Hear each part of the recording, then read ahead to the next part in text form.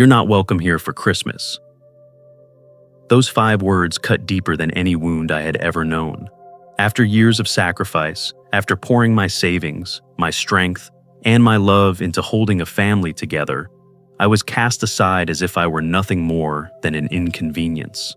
In that moment, the warmth of tradition turned to ice, and the bond of blood revealed itself as fragile as glass. Betrayal doesn't always come with shouting. It can arrive in silence, in closed doors, in the cruel certainty that you no longer matter. Before we dive into today's story, I recommend you hit that subscribe button and turn on the notification bell, so you never miss a new story filled with drama, resilience, and unexpected twists. If you enjoy this video, type 1 in the comments. If not, type 0 to let me know how I can make better content for you. Now, settle in, get comfortable, and maybe grab your favorite drink, because this is a tale you won't want to miss. Let's get started. I live in a modest white clapboard house tucked a few blocks off Habersham Street, where the Spanish moss drapes over the oak trees like nature's lace curtains. The porch boards creak when I step onto them, a reminder of repairs I've postponed for years because money kept flowing elsewhere. Since Ruth passed away, the house has been too quiet. I fix things around here when I can, not just for upkeep, but because hammering nails or sanding wood fills the silence that used to belong to her laughter. It's the kind of silence you can hear even over the hum of cicadas in summer or the soft wind on a December night. I make my living as a contractor, specializing in renovations for the old historic homes Savannah is famous for. Folks with deeper pockets hire me to restore staircases, crown molding, or to lay down authentic heart pine flooring. I take pride in the work, even though the income barely stretches. It's honest labor, and it carries a kind of dignity, but it doesn't earn me the nods and handshakes that people like Gregory Pierce get at the country club.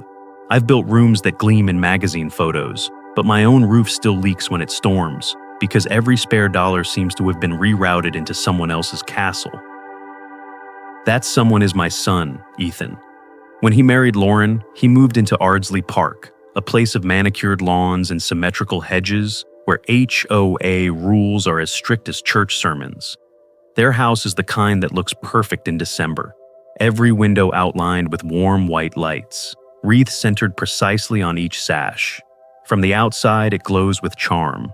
On the inside, it gleams with granite counters, custom bar stools, and a chandelier imported from some boutique catalog. Every gleam, every shine, carries the weight of my wallet. The numbers aren't guesses, they're carved into me.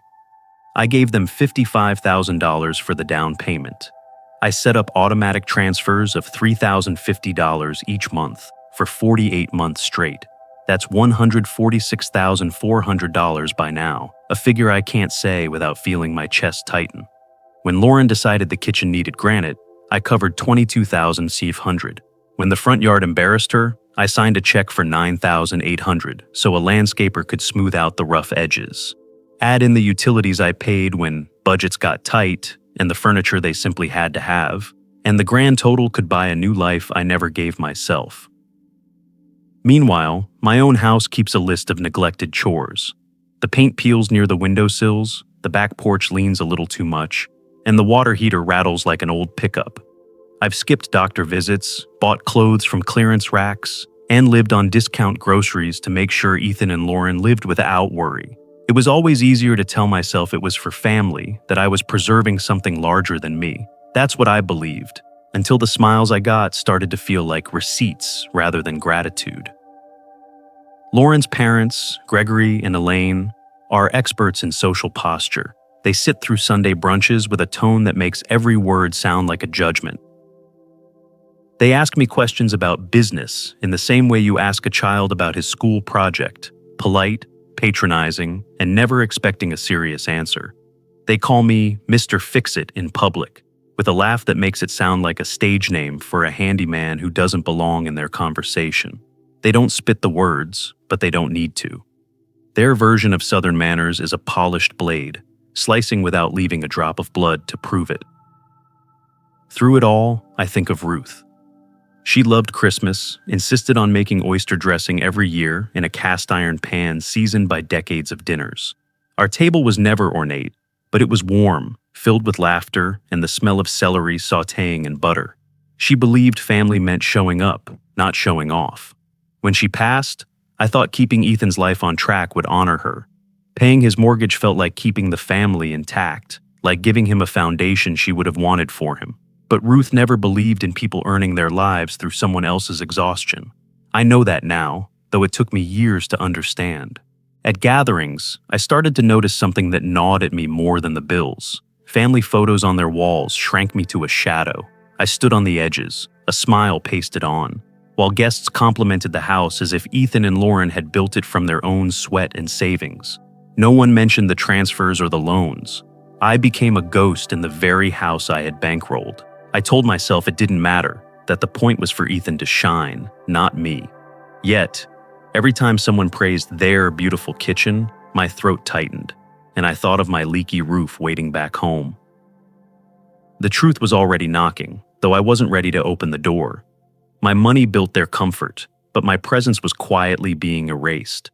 I could feel it in the way Lauren's eyes slid past me, in the polite smirk of her parents, and in Ethan's silence when I joked about being the house's silent investor. A man doesn't need to be told he's unwelcome. He can see it in the photographs, hear it in the conversations he isn't part of, and feel it in the empty chair that was once his at the table. That knowledge simmered in me like a pot left too long on the stove, waiting for the moment it would finally boil over. If you're still watching and feeling the sting of betrayal in this story, please comment number 1 below to let me know you're with me. Now, let's keep going. The evening I stopped by Ethan's house, the place looked like something torn from a holiday magazine. Their trees stretched high enough to brush the ceiling, each branch draped with lights that shimmered in careful rhythm. Gold ribbons twisted through the limbs, and beneath it, wrapped gifts were stacked in precise little towers like a department store display. I had brought along a set of picture frames I'd made in my workshop, each carved from reclaimed oak and polished to a soft sheen. They were simple things, but they carried my hours of labor and my care for the family inside that house. When I stepped inside, I tried to make myself comfortable, though I always felt more like a guest than a father in those walls. The scent of cinnamon candles filled the air, the kind that seemed more suited for catalog orders than real homes. Lauren directed Ethan where to set certain decorations, her voice lilting but firm, as though she were orchestrating a stage. I settled into a chair and waited for a moment to speak. I cleared my throat gently.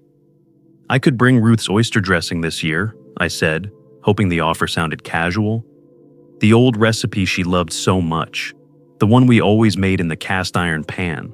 For a moment, I thought Ethan's eyes might brighten. Instead, he shifted uncomfortably, straightened a bum on a present, and avoided my gaze. His silence stretched too long, and when he finally spoke, his voice carried hesitation that twisted like a knife. "Dad," he said quietly, "this year, I think you shouldn't come." The words landed with a weight that made my chest feel hollow. I stared at him, waiting for a smile, some sign that it was a bad joke. But there was none. Ethan looked at the floor, his shoulders shrinking inward as though even he was ashamed of what he had just said. Lauren stepped in then, her smile smooth, practiced. "It's not personal," she said quickly. "We just want a family-only evening this year. My parents will be here, and it's important that the atmosphere feels unified. You understand, don't you?" Her words were dipped in honey, but carried poison all the same. The atmosphere feels unified. The table needs curated conversations. Those phrases didn't belong to warmth or family. They belonged to performance, the kind where a man like me didn't fit. I looked around the room. Everywhere I turned, I saw reminders of my own sacrifices. The gleaming countertops visible through the doorway, the polished floors, the chandelier reflecting light across the ceiling. Each piece was something I had paid for, another nail driven into my own exclusion. Yet, in all this finery, there was no place for me at their table. I set the picture frames down gently on the console by the wall. "For the house," I murmured, though my voice felt smaller than I wanted it to. Neither of them said thank you. My hand lingered on the wood for a moment before I turned toward the door. The rug beneath my boots was new, embroidered with their initials in a stylish monogram. It was another reminder that this was their space, their image, their stage. I paused long enough to breathe in, long enough to remember Ruth's voice in my memory, saying she wouldn't have liked the way they talked to me. Then I pulled open the door and stepped into the cool Savannah night. At home, the silence waited like a patient companion. I boiled water for tea, poured it into a chipped mug, and sat at my table where Ruth and I once played cards late into winter evenings. The cast iron pan hung on the wall, a relic of holidays that used to mean something different. I imagined the smell of celery and butter, the sound of her laugh echoing through the kitchen. And for a moment, I felt the absence more sharply than I had in years. My phone buzzed on the table, pulling me back. A text from Lauren. "Could you pick up my parents at SAV tomorrow? The driver we wanted is too expensive." I read it twice. After telling me I wasn't welcome for Christmas dinner, she still thought I was available as chauffeur. I typed a response, "Let me see," and stared at it. Then I erased the words, set the phone face down, and let it buzz silently against the wood. The tea cooled in my hands as I sat there, the clock ticking steady on the wall. I realized in that quiet kitchen that this was more than a single rejection. It was the beginning of something larger, something that would demand a response. For now, though, I left the phone unanswered, the screen dark. My first act of resistance was silence. If you're still watching and sensing how trust can shatter in an instant, please comment number 2 below so I know you're following along. Now let's continue. The house was silent except for the hum of the old refrigerator and the faint ticking of the wall clock. I sat at the kitchen table with a pile of envelopes, folders, and loose papers spread out like evidence in a courtroom. The air smelled faintly of dust and tea, and as I pulled another stack of bank statements from the drawer, I felt both dread and a strange calm. Tonight, I wanted the truth in numbers, no matter how much it hurt.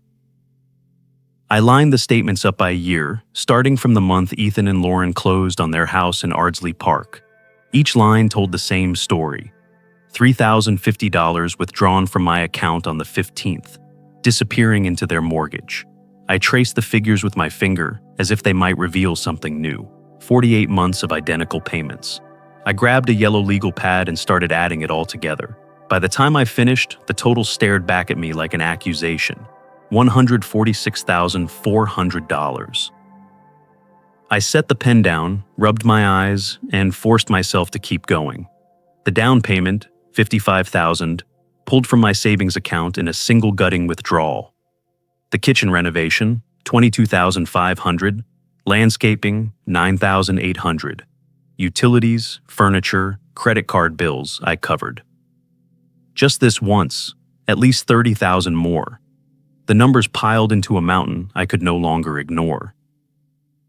As I looked at the total, shame burned hotter than anger. I remembered all the corners I had cut for myself, the doctor's appointment I canceled because I didn't want to pay for lab work, the winter coat I never replaced, the groceries I bought in bulk to stretch out every dollar. My roof still leaked in heavy rain, but I had written checks for granite countertops.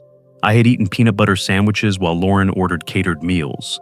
Somewhere along the line, I had let generosity rot into servitude. Ruth's voice echoed in my memory. She was generous, yes, but never foolish. She had a way of cutting through pretenses, of reminding me that love didn't mean blindness. "Help where it builds, Walter," she used to say, "but don't hand over your backbone." I had done exactly that, handed over my backbone until I was bent, carrying their lives on my shoulders while they pretended I was just a guest in their story. The shame hardened into resolve. I picked up the phone, dialing the number on the back of my debit card. After a few automated menus, a woman with a polite voice came on the line. "This is Angela at customer service. How may I help you?" "I need to cancel an automatic transfer," I said. She asked for my account number, my address, the last 4 of my social. I answered each question, steady as stone, until she found the record. "I see the transfer, Mr. Hayes," she said. $3,050 to Ardsley Mortgage, account ending in 6819. How long have you been making this transfer?" 4 years, I said, though it felt like I was admitting to a crime. And you'd like this canceled effective immediately? Yes. She tapped on her keyboard. Done. The transfer will not process next month. I sat back in my chair, exhaling for what felt like the first time in years. Thank you, I said. Anything else I can help you with today? No. That's everything. When I hung up, the silence of the house felt different. It wasn't the silence of absence, it was the silence of release. For the first time in years, I knew that the money I earned would stay with me. Next month, I could repair the porch steps, buy groceries without counting coupons, maybe even put a little aside for something as small as a fishing trip. The bleeding had stopped. I gathered the papers and placed them in a blue folder I had lying around. On the front, I wrote in thick black marker, "For Ethan, if needed." It wasn't for his benefit, it was for mine. It was proof that I had done more than enough, that the record of my sacrifice was real and undeniable. I carried the folder to the desk in the corner of the room and slid it into the drawer. Then I poured a glass of whiskey, the good kind I had been saving, and let it burn down my throat. Outside, the December night pressed against the windows, but inside, I felt lighter, steadier. I looked at Ruth's photograph on the mantel and nodded. I wasn't done fighting, but tonight, I had drawn a line. No more checks, no more automatic transfers, no more pretending that silence and servitude were love. This was the first step, and though it came late, it was mine. If you're still watching and realizing how sacrifice can be twisted into weakness, please comment number 3 below to let me know you're here. Now, let's press on. The morning after I canceled the mortgage transfer, I brewed a stronger cup of coffee than usual and let myself sit in the quiet, listening to the steady drip of the kitchen faucet I hadn't yet fixed. For the first time in years, I felt the weight in my chest loosen, though not enough to be called relief. It was the weight of years of checks, transfers, and silent sacrifices finally starting to lift. At 10:30, the phone lit up with Lauren's name. I didn't pick up. The call rolled into voicemail, then the screen lit again with a text. "Dad, please be at Savannah Airport by 3. Alaska flight, baggage claim 4. My parents need help with luggage. You're the only one free during the day. Don't embarrass us." I set the phone face down on the table. Less than 24 hours ago, she had told me I wasn't welcome for Christmas dinner. Now, she expected me to play chauffeur for the same people she had chosen over me. The audacity made my stomach turn, but I didn't answer. The coffee was still warm, and I was finally tasting it without the sour aftertaste of debt. By late afternoon, the pounding came at my front door, heavy, deliberate blows that rattled the frame. When I opened it, Gregory Pierce stood red-faced on my porch, Elaine behind him, with her lips pressed into a disapproving line, and Lauren clutching her phone like a weapon. They pushed their way in before I could even invite them. "What the hell is wrong with you?" Gregory barked, stepping into my living room as if it were his. "We waited at that airport for an hour, then had to take a cab like common tourists. $40 down the drain because you couldn't do the decent thing." Elaine's voice was sharper than the cold outside. "This is completely unacceptable. At your age, behaving like a sulking child? It's barbaric, Dennis. Families help each other. They don't abandon one another at airports." Lauren's eyes flashed with indignation. "You humiliated us, Dad.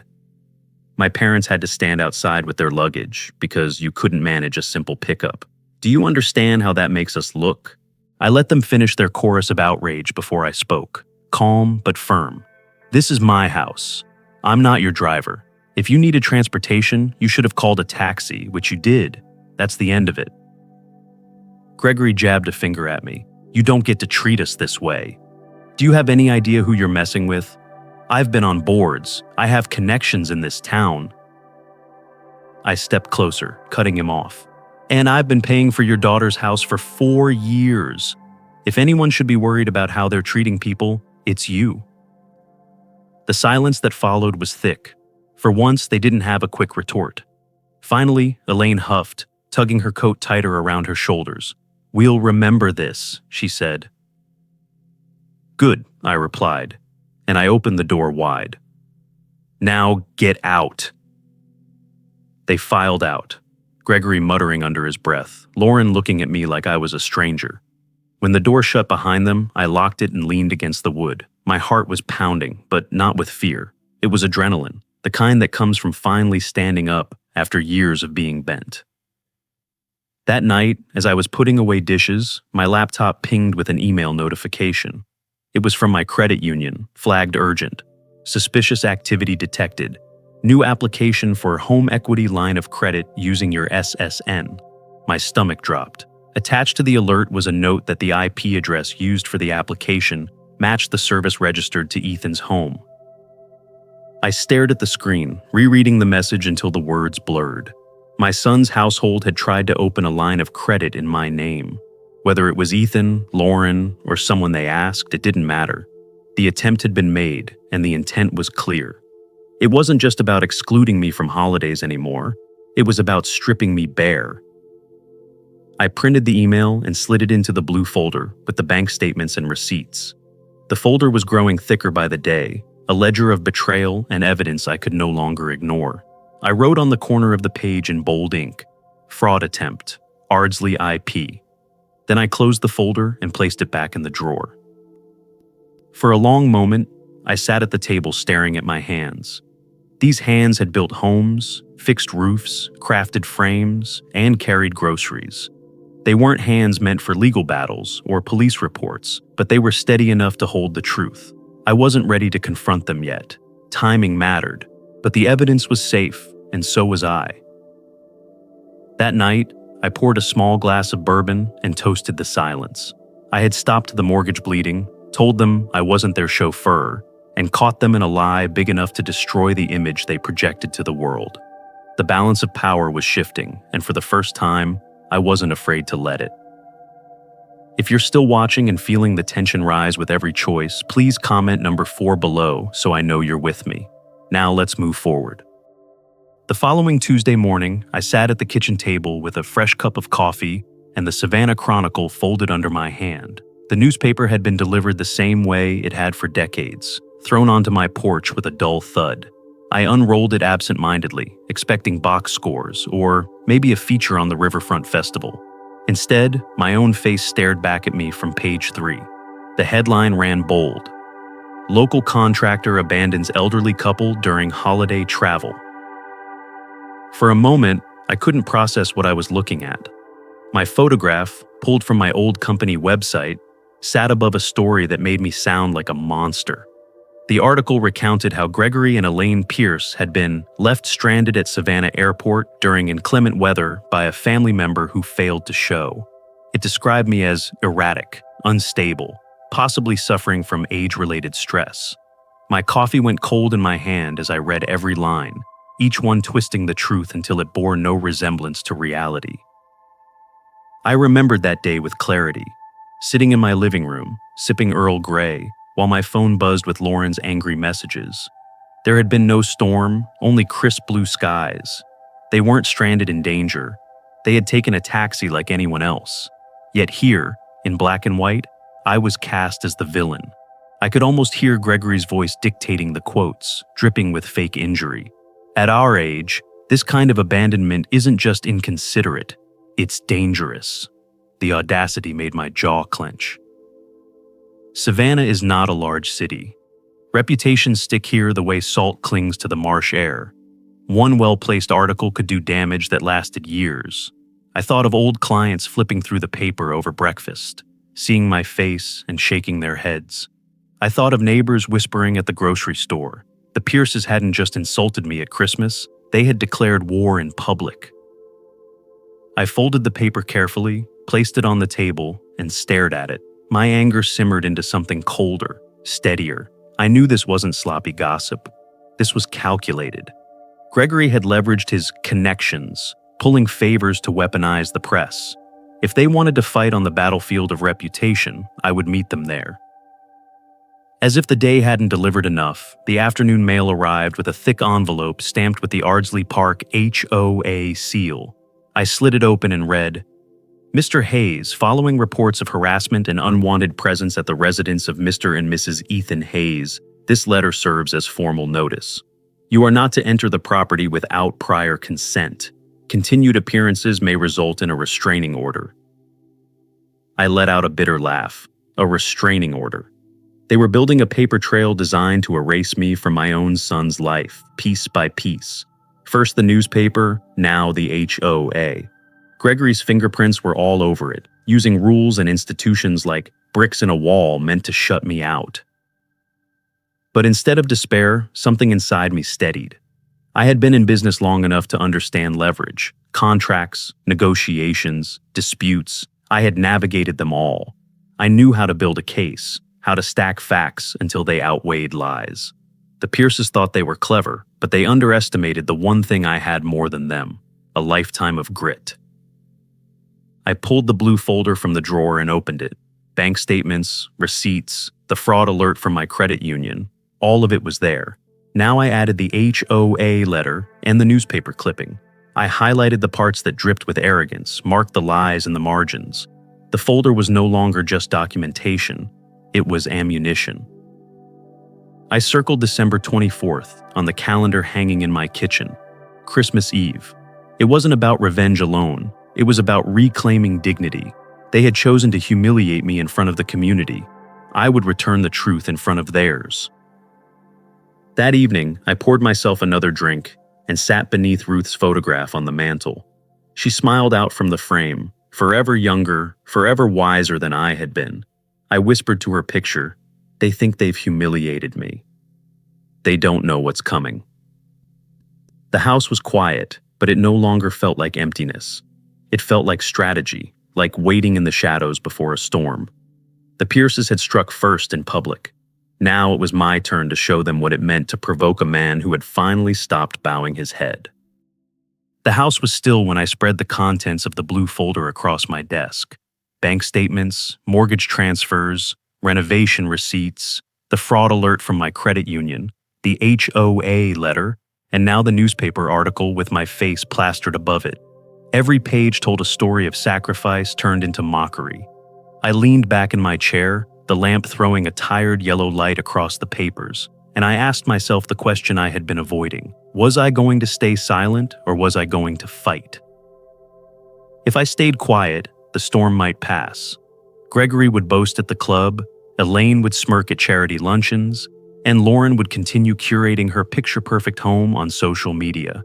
Ethan might even believe their version of events, pushing me further into the shadows until I no longer mattered at all.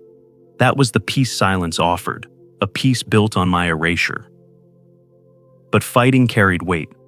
I knew from years in business that once you confront liars with proof, you can't walk it back. I had spent decades negotiating contracts, battling inspectors over code interpretations, and convincing difficult clients to pay what they owed. Those fights weren't won with shouting, they were won with timing, leverage, and evidence. If I stepped into this battle, I had to be ready to finish it. I picked up the Chronicle again, scanning the headline, the smug photo of Gregory and Elaine. It was a reminder that they had already dragged me into the public arena. They weren't content to humiliate me in private. They wanted my name ruined. That was their mistake. They thought I had no cards left to play. My phone buzzed on the desk. I glanced at the screen. It was a Facebook notification. Against my better judgment, I opened it. Lauren had posted a photo of Ethan, dressed in a navy suit, standing in front of the Chamber of Commerce logo. The caption read, "So proud of my husband for being selected as one of Savannah's rising leaders. The reception is in January. Can't wait to celebrate." I stared at the image for a long time. Rising leader, my son, the man whose lifestyle I had funded down to the last penny, being applauded as if he had built it himself. The irony was sharp enough to cut. If they succeeded in polishing his image further, the lies would solidify into legend. By January, the town wouldn't just believe the Chronicle, they'd believe he was a self-made success. My sacrifices would vanish into his resume. The decision crystallized then. I couldn't wait for January. I couldn't let the narrative harden. Christmas Eve was the battleground. They had invited 12 guests, according to Lauren's posts, neighbors, colleagues, and family friends. The very people who read the paper and believed the article. If I presented my evidence there, in that dining room, the truth would spread faster than their lies ever could. I began to organize. 12 stacks of documents, each packet containing highlighted bank transfers, copies of renovation invoices, photos from Lauren's own Instagram posts showing off the house I had paid for, and finally, the fraud alert and HOA letter. I topped each with the Chronicle article, annotated in red pen with the word lie scrawled beside Gregory's false quotes. I imagined placing one in front of each guest, like a lawyer presenting exhibits. The more I assembled, the steadier I felt. This wasn't reckless anger, it was methodical preparation. I wasn't going to scream or beg. I was going to let the facts speak for themselves, facts they couldn't deny or spin away. I slipped each packet into a manila folder, stacked them neatly, and placed them back into the blue binder. When the work was done, I sat quietly, staring at Ruth's photograph on the mantel. Her eyes, kind and sharp all at once, seemed to meet mine.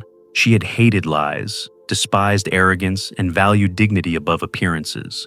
I asked her silently if this was what she would want, for me to take our story back from those who twisted it. In my heart, I knew the answer. Honoring her memory meant refusing to let myself be erased. I circled December 24th on the wall calendar, drawing a firm red line around the date. The choice was made. There would be no retreat, no silence. They had declared war with lies. I would answer with truth. As I turned off the desk lamp and let the room fall into darkness, I whispered the words out loud, steady and certain. If they wanted war, they'll get it, with the truth. If you're still watching and witnessing how the fight for dignity sharpens into a turning point, please comment number 5 below to let me know you're here. Now, let's continue. The fallout began almost immediately. The morning after the article ran, I walked into the corner cafe where I usually picked up my coffee. The barista, a young woman who had always greeted me with an easy smile, offered only a clipped morning before looking past me. At first, I thought I was imagining it.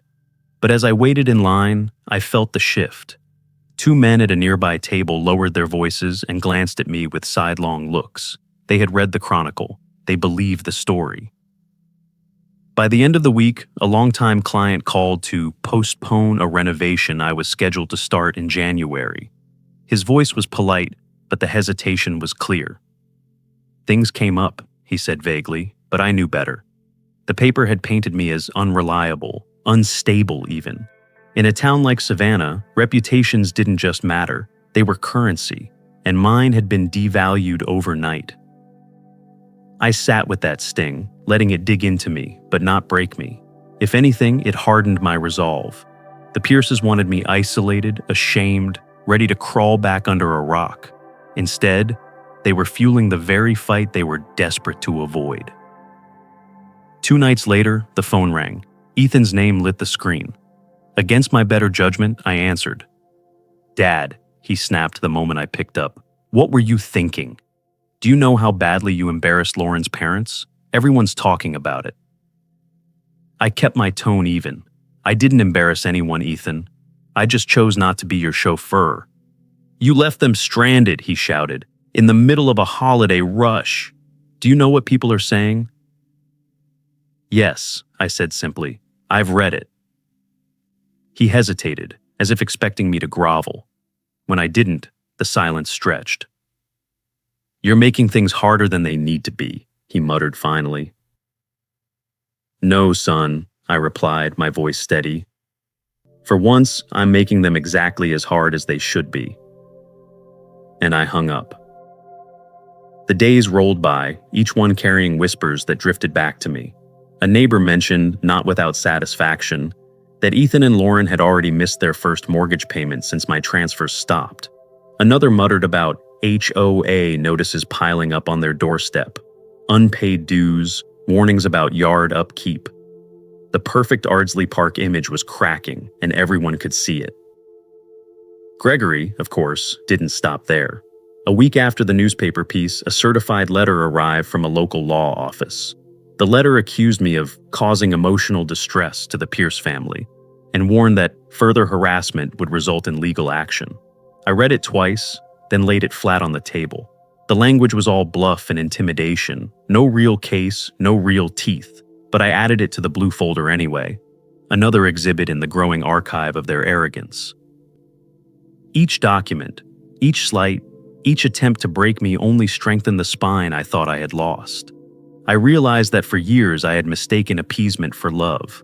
I had thought giving until it hurt was the only way to hold family together. But now, as I sat cataloging their attacks, I felt something different: clarity. One evening, I pulled the folder from the drawer and flipped through its contents. Bank statements highlighted in yellow, the fraud alert, the HOA letter, the newspaper clipping, now this lawyer's bluff. The folder was thick, nearly bursting at the seams. It was more than proof. It was a story of a man drained and dismissed, and the people who thought they could bury him with lies. Outside, the December nights grew sharper, the air carrying the scent of pine from neighborhood wreaths. Houses glowed with lights strung across porches, warm gatherings visible through frosted windows. I stood at my own window, the blue folder under my arm, and watched it all. For the first time in years, I didn't feel envy. I felt focus. They had pushed me out of Christmas, smeared my name, tried to reduce me to a shadow, but they had also handed me every tool I needed to fight back. Their arrogance was my evidence, their greed my leverage, their lies my opportunity. I touched the corner of Ruth's photograph on the mantle and whispered into the silence, "They've taken enough. Time to give back what's mine." The words didn't echo. They didn't need to. They settled deep into me like a vow, one I intended to keep when the clock struck Christmas Eve. The kitchen table had become my war room. Manila folders lay in neat rows, each one containing a carefully curated stack of evidence. Highlighted bank statements, renovation receipts, photographs pulled from Lauren's own social media, the fraud alert from my credit union, the HOA letter, and finally, the Chronicle article with my notes scrawled across its margins. 12 packets in total, one for each guest who would sit down to their Christmas Eve dinner. I reviewed them page by page, running my finger over the numbers, making sure there were no gaps. I wanted clarity, precision. No one would leave that room confused about what I had sacrificed or how I had been repaid. When I finished, I slid the folders into a leather briefcase I hadn't touched since my contracting days. It had once carried blueprints and contracts. Now it carried something heavier: the truth. I set the case by the door and poured myself a glass of water, staring at the preparations as if they might suddenly rise and speak for themselves. Later that evening, I stood in front of the mirror in my bedroom. My reflection looked older than I remembered, gray in the beard, lines deeper around the eyes, but the expression staring back at me was steady. I rehearsed what I would say, my voice low but firm. "These are the facts. This is the truth they didn't tell you." I practiced again, this time adding the calm I wanted to project. No anger, no raised voice, no pleading, just the weight of evidence. Ruth's photograph rested on the dresser. I picked it up, studying her smile, the light in her eyes. She had always prized honesty, even when it cut deep. "Dignity matters," she used to say. "Better to be alone with your dignity than surrounded by people who want you small." I whispered to her picture, "I hope this honors you." The phone buzzed on the nightstand, breaking the moment. Ethan's name glowed across the screen. Against my better judgment, I answered. His voice was softer than it had been in weeks. "Dad, can we just not do this? Not now. Let's talk after the holidays. Figure it out quietly. Please." For a second, temptation gripped me. How easy it would be to agree, to postpone, to avoid the storm. Maybe I could swallow the humiliation one more time for the sake of peace. But then I remembered. I remembered Lauren's condescension, Gregory's finger jabbing at my chest, Elaine's icy smile, the article that painted me as unstable, the fraud attempt tied to Ethan's own IP address.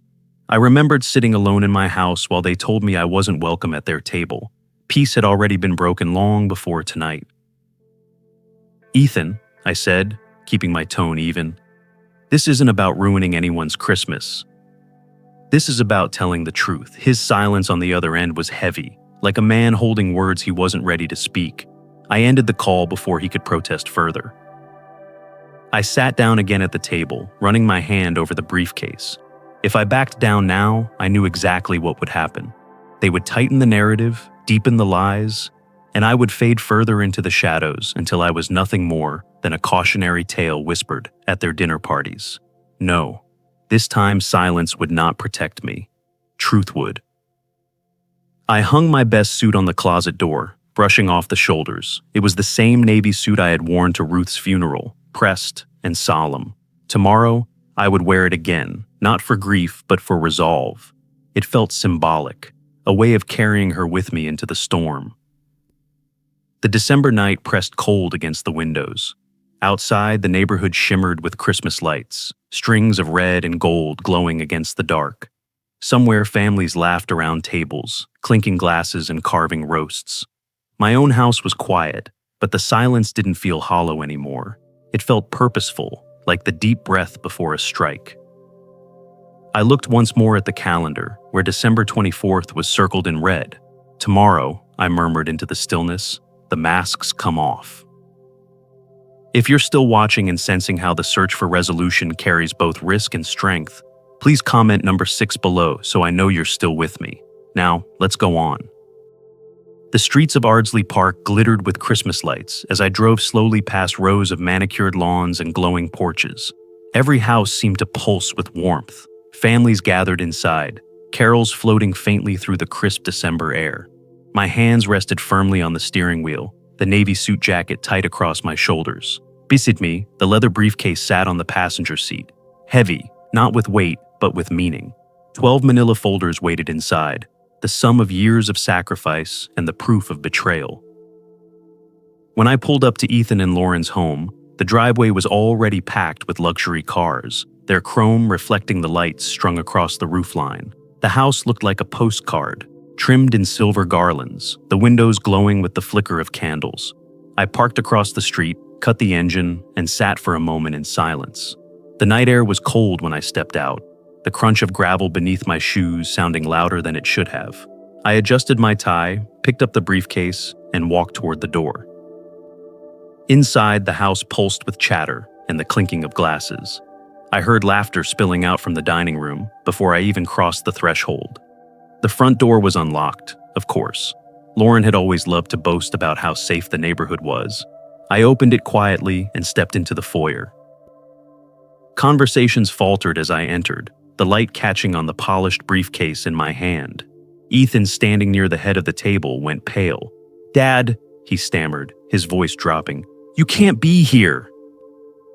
Lauren rose from her chair, her smile brittle, her eyes sharp. "This is inappropriate. You need to leave immediately." I set the briefcase on the marble sideboard with deliberate calm. "Actually," I said, my voice steady, "I think your guests deserve to know a few things."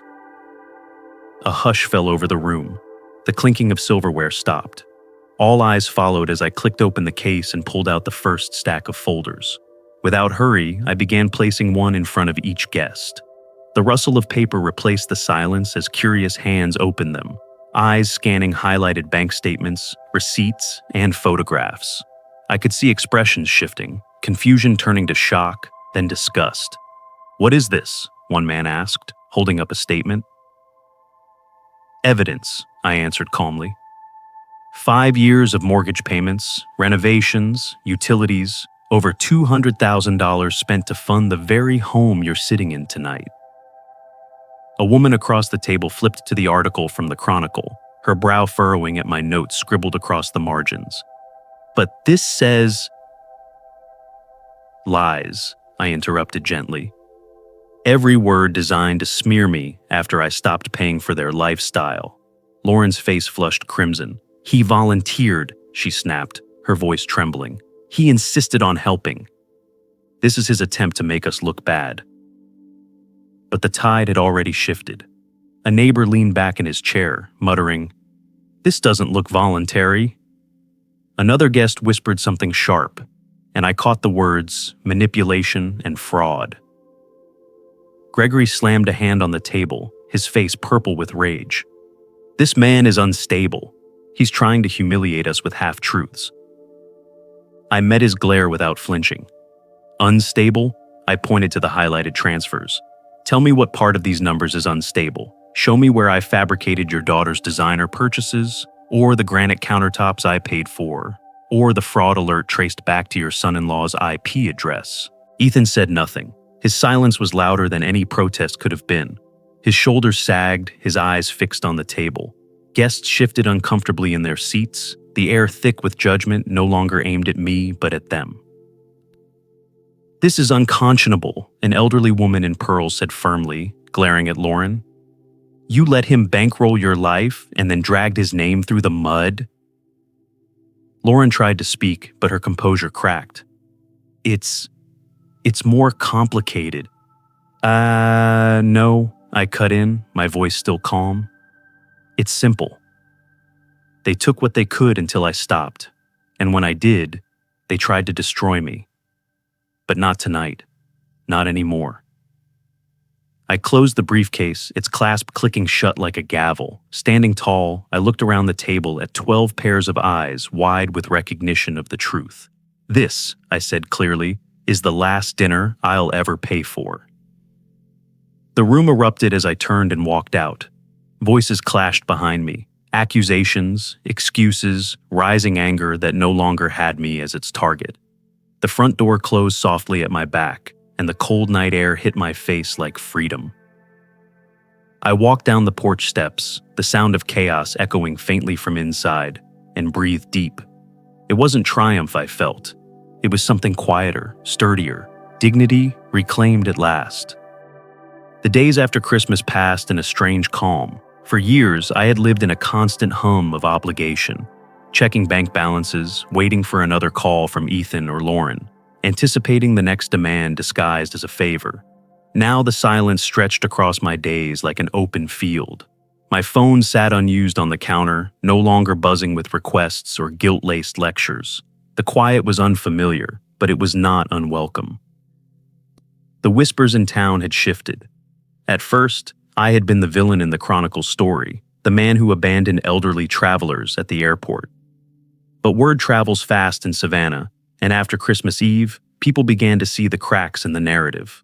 Neighbors who once looked at me with suspicion now greeted me with cautious respect. Someone must have carried the story of the dinner party into the right circles, because by New Year's, Gregory and Elaine's names were spoken with a tinge of pity, even ridicule. Lauren, who had always thrived on appearances, posted nothing online for weeks. The silence from their house was louder than any carol. By March, the foreclosure notices arrived. I didn't have to guess. The gossip made its way through church pews and grocery aisles.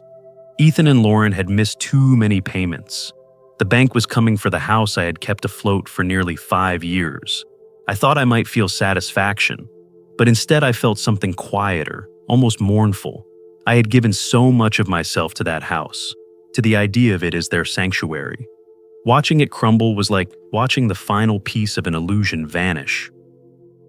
One Thursday evening, as the azaleas began blooming in early spring, there was a knock at my door. I opened it to find Ethan standing there, looking older than his years. His suit was wrinkled, his tie askew, and the confidence he once wore like armor had drained away. "Dad," he said softly, "we need to talk."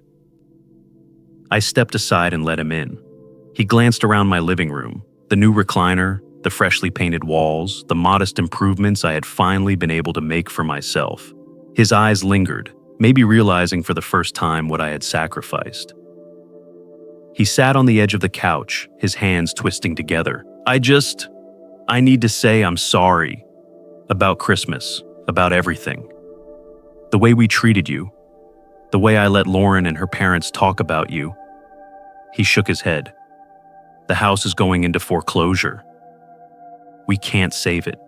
I don't know what I'm going to do." I listened without interrupting, letting the weight of his words settle.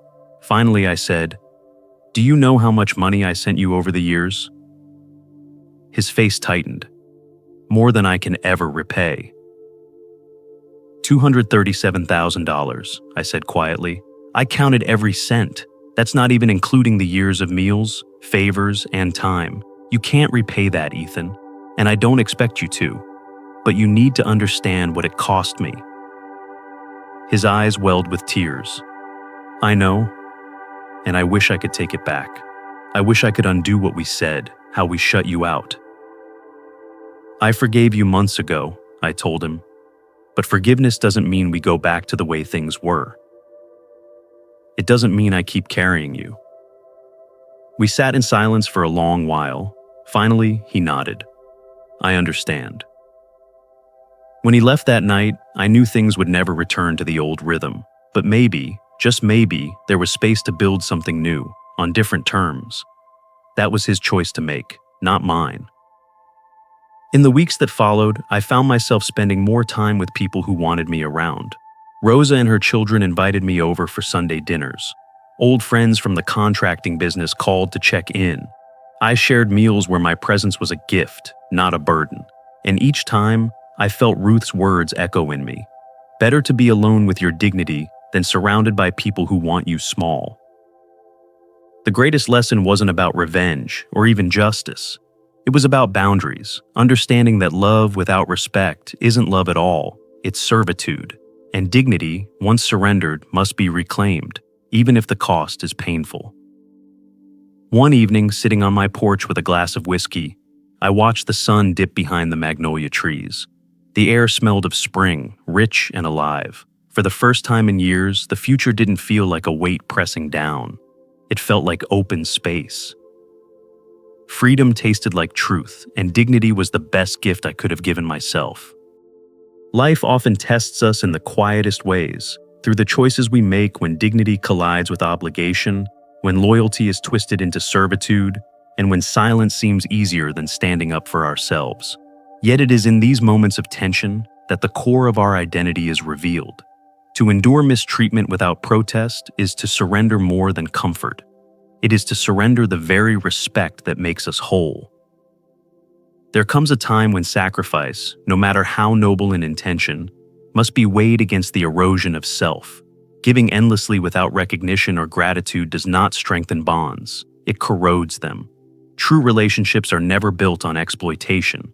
They require balance, honesty, and an understanding that respect is not optional. Without it, family becomes theater, and love becomes performance. Choosing to reclaim one's dignity is never easy. It means stepping into conflict when retreat would seem safer. It means accepting the loss of illusions in exchange for the clarity of truth. And it often means facing loneliness before finding the kind of connection that is genuine, but the reward is immeasurable. To walk away from manipulation is not to walk into emptiness. It is to make room for authenticity, for people and moments that affirm rather than diminish. The lesson is not simply about drawing boundaries, but about recognizing that boundaries are acts of self-respect. They are not walls to keep love out, but gates that allow only what is true to enter. And when those gates are finally raised, what remains is no longer the fragile approval of others, but the unshakable strength of one's own integrity. In the end, freedom is not defined by the absence of struggle, but by the courage to live honestly in the face of it. Dignity is not something to be given by others. It is claimed, guarded, and lived. And perhaps the deepest wisdom lies in understanding that the best gift we can offer ourselves is not wealth, status, or even the comfort of acceptance, but the peace that comes when our lives align with truth. Because when the noise fades, when the lights dim, and when appearances no longer matter, it is self-respect that carries us forward. And in that quiet strength, we find that we were never as alone as we feared.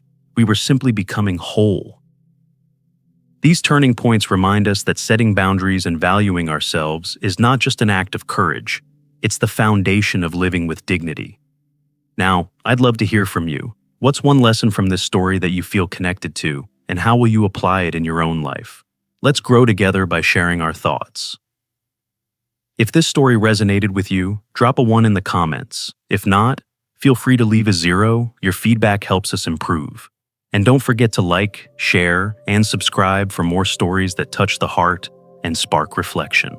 Thank you for watching, and here's to living life with strength, honesty, and authenticity.